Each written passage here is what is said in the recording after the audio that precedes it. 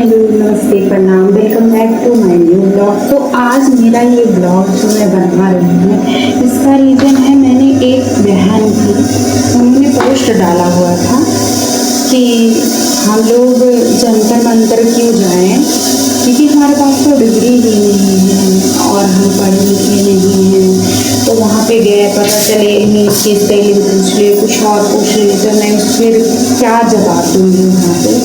तो उन्होंने क्या किया था, उसके बाद उन्होंने उस पर हंसने वाली वीडियो लगाई हुई थी। तो मुझे उसको देख के इतना दुख हुआ कि मैं अपने आप को रोक नहीं पाई इस वीडियो को बनाने के लिए, क्योंकि मैं उस बहन को जवाब देना चाहती हूँ। उस वीडियो को, बहन की वीडियो को देख के सारे लोग इंस्पायर होकर बहुत सारे लोग इस चीज़ पे वीडियो बनाए। तो मैं कहती हूँ, आप लोगों के अंदर अगर कुछ नहीं है, मानवता तो है ना। आप लोग नहीं पढ़े लिखे हो, मैं मानती हूँ आप नहीं पढ़े लिखे हो, लेकिन आप अगर एक डॉक्टर के पास जाते हो, एक शिक्षक के पास जाते हो, आप अगर जाते हो तो एक डीएम एसडीएम को देखते हो, तो आपके अंदर ये भाव नहीं आता कि आप जब कल को आपके बच्चे बड़े होंगे तो आप उनको भी बनाओगे, आप उनको भी नहीं पढ़ाओगे लिखाओगे क्या? जैसे आप नहीं पढ़े लिखे हो उसी तरीके से आप उनको भी बनाओगे क्या? आप उनको पढ़ाओगे लिखाओगे तो वो आगे जाके कैसे होंगे? मुझे एक चीज़ बता दो, जो डॉक्टर बिना पढ़े लिखे चीटिंग करके आगे बढ़ता है, वो डॉक्टर आपका कल को आप बीमार होते, आपके बच्चे को छोड़ो, आप बीमार होते हैं, आपका इलाज किस तरीके का करेगा? ये मुझे बता दो। उसको पता होता है तो उसको इस चीज़ का ज्ञान होगा कि क्या प्रॉब्लम है और किस तरीके की दवाई देने के बाद ये इंसान ठीक हो जाएगा। ऐसा हो सकता है। और ऐसा टीचर बन जाए जो चीटिंग करके बना हुआ है, तो वो बताओ आपके बच्चे को किस तरीके से मोटिवेट करेगा? किसी तरीके की सिंपैथी होगी आपके बच्चे के साथ? वो किसी तरीके से बताएगा कि अपने स्ट्रगल के बारे में कि ऐसे पढ़ो, आप आगे ऐसे बढ़ोगे, मैं इस बैकग्राउंड से आया, क्योंकि उसको तो ऐसे ही मिल गया सब चीज़।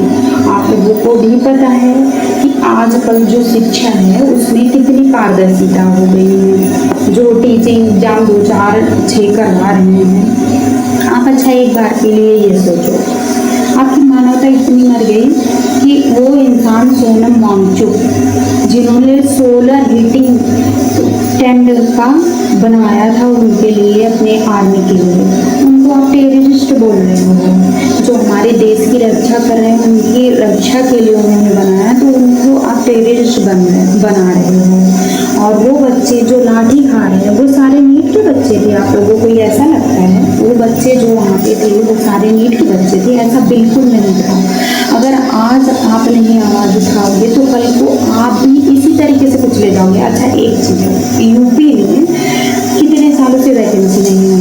8 साल हो गए हैं वैकेंसी नहीं आई। इसका जिम्मेदार कौन है? हम अपने लिए सरकार बनाते हैं। जिस तरीके से एक परिवार को चलाने के लिए एक मुखिया की ज़रूरत होती है, इसी प्रकार से एक राज्य, एक देश को चलाने के लिए एक मुखिया की ज़रूरत है। तो मुखिया का क्या कार्य होता है? पूरे परिवार के जो भी आवश्यकता है उसको पूरा करना ना। तो अगर परिवार में क्या शिक्षा है हमारा मूलभूत आवश्यकता नहीं है? आपको ऐसा नहीं लगता है? शिक्षा वह शेरनी का दूध है जो जितना पिएगा वो उतना दहाड़ेगा। आपके पास ज्ञान ही नहीं होगा तो आप क्या करोगे? किस चीज़ के बारे में बताओगे? उस माँ बाप के बारे में सोचो उस माँ ने जिसने अपने गोल्ड को लोन कर दिया अपने बच्चे को पढ़ाने के लिए। उस बाप के बारे में सोचो जिसने अपनी पूरी ज़मीन, अपनी खेत को गिरवी रख दिया, यहाँ की बेच दिया, उसके बाद पढ़ाता है और उसका बच्चा पेपर देता है, और पेपर देने के बाद वो पेपर लीक हो जाता है। इतने सालों की मेहनत उसका सारा सब बेकार चला जाता है। वो उस माँ बाप के बारे में सोच के उसके ऊपर क्या बीतेगी? आप इसके बारे में आप लोगों को थोड़ा सा तो सोच होती होगी, थोड़ा सा तो इतना तो दिमाग होगा कि कल को मेरा बच्चा पढ़ेगा तो अच्छा बताओ। जो यूपी में 8 साल से वैकेंसी नहीं आ रही है, इसका जिम्मेदार कौन है? मेरे पास भी 2 बच्चे हैं, मुझे तो टाइम नहीं मिलता है, लेकिन मैं फिर भी पढ़ाई कर रही हूँ। किस लिए? अगर कोई इंसान पढ़ा लिखा है, उसके बाद पढ़ लिखने के बाद कोई इंसान उस सक्सेस को नहीं पाता है ना, उस दर्द को आप बिल्कुल नहीं समझ सकते। वही इंसान समझ सकता है जो उस चीज़ को सफ़र कर रहा है। तो आप लोग अगर उसके सपोर्ट में नहीं बोल सकते हो तो आप लोग उसके अपोजिट भी मत बोलो। नहीं समझ में आता मत बोलो, कुछ ना बोलो, शांत रहो, तभी सही है। अब बताओ 25 तारीख 25 दिन तक अनशन करने के बाद 25 तारीख को धर्मेंद्र प्रधान की इस्तीफा होगी। अब आप देख रहे हो प्रहलाद जोशी जो है वो उनको शिक्षा मंत्री बना दिए। शिक्षा मंत्री बनाने के बाद उनको अतिरिक्त कार्यभार के रूप में शिक्षा दिया गया। शिक्षा ऐसे होता है, अतिरिक्त सारे कार्यों से जब उनको छुट्टी मिलेगी तब वो शिक्षा को, जब उनको अपने जो भी उनको पहले से दिया गया है कार्यभार उससे छुट्टी मिलेगी तब वो शिक्षा को देखेंगे। आप बताओ कि अगर वो तब शिक्षा को देखेंगे तो शिक्षा पे कितना ध्यान देंगे।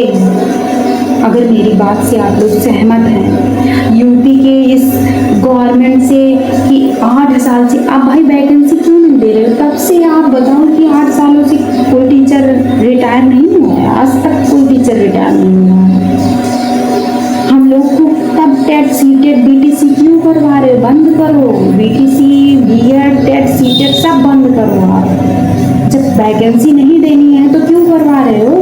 पैसे क्यों खर्च करवा रहे हो? माँ बाप के ऊपर कर्ज क्यों बनवा रहे हो? कह दो मैं ये सब चीज़ें नहीं करवाऊंगा, मैं किसी को टीचर नहीं बनाऊंगा। क्यों खर्च करना? 8 साल से वेट करते करते मतलब 8 साल क्या होते हैं? 8 साल में जिंदगी बदल जाती, कहाँ से कहाँ इंसान पहुँच जाता है वेट करते करते। अगर मेरी बात से आप लोग सहमत हैं तो please like share and subscribe my channel और कमेंट करके ज़रूर से ज़रूर बताइएगा क्या आप लोग भी अपने घर को कार्यों को करते हुए और अपने बच्चों को देखते हुए इस यूपी सरकार से अपने टीचर की वैकेंसी का वेट कर रहे हैं? अगर हाँ तो प्लीज़ कमेंट करके ज़रूर से ज़रूर बताइएगा। Thank you so much for watching my videos.